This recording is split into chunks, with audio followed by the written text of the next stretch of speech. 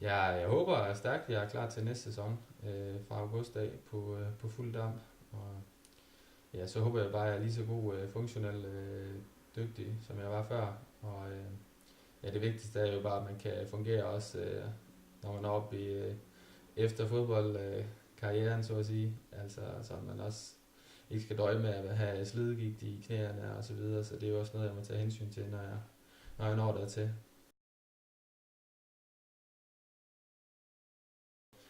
Det har været lidt specielt at ikke kunne spille fodbold, når man har gjort det siden man var 5 år.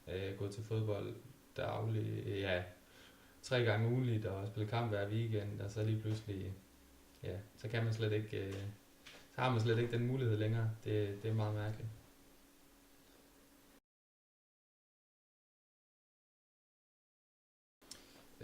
PT, der er jeg faktisk lige gået i gang med at løbe lidt igen, så det er rart at se, at jeg kommer over alle de der standard genoptræning. Der går måske 1,5 måned, så er jeg klar til så kan jeg stå en band til træning og sådan lidt forskelligt. Så det går langsomt, men det går stødt for mig i hvert fald.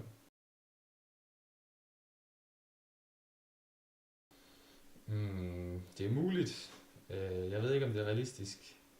Man kan sige, at jeg har været heldig, at det kun har været en korsbåndsskade, og ja, i gåsøjne kun en korsbåndsskade. Fordi at andre, der døjer med meniskskader og ledbåndsskader samtidig, det gør det meget kompliceret. Så jeg håber da på, at jeg kommer tilbage. Statistikken siger, at 7 ud af 10 kommer tilbage på samme niveau, og jeg håber da, at jeg er blandt dem.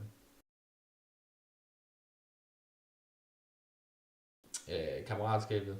Øh, det der med, at man også kan hver eneste weekend at kunne spille fodboldkampe, og så savner jeg da også at være tilbage på Gren Arena. Det er sgu svært at se den, når de er rykket op i anden division. Jeg føler, at jeg har haft en stor andel i, at vi er noget, eller jeg har været med hele vejen fra Jyllandsserien, og så se den nu spille foran 600-700 tilskuere, og der er fokus på dem hele tiden. Det er sgu svært at se. Drømmescenariet det er, at jeg kommer tilbage i august, debutkampen, scorer hattrick.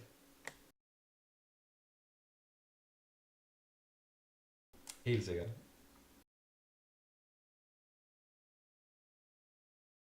Jeg må jo sige, at min forsvarskollega Anders Vestergaard, han ser ud til at have en opadgående formkurve, så jeg ser da meget ham komme med. Så tror jeg da også måske, det kunne godt være sådan en spiller som Michael Jakobsen, som der er ny og måske gerne bevise, at han kunne sikkert også godt få en vigtig rolle i foråret.